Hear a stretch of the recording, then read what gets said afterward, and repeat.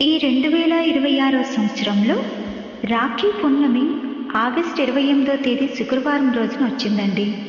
హిందూ పంచాంగం ప్రకారం ఈ ఏడాది పౌర్ణమి తిథి సమయాలు ఏంటంటే, పౌర్ణమి ప్రారంభమేమో ఆగస్టు 27 గురువారం ఉదయం 9:08 ప్రారంభమవుతుందండి.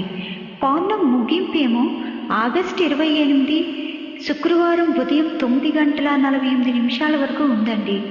రాఖీ కట్టడానికి శుభ సమయం ఎప్పుడంటే ఆగస్టు 28 ఉదయం 5:57 నుండి 9:48 వరకు అండి.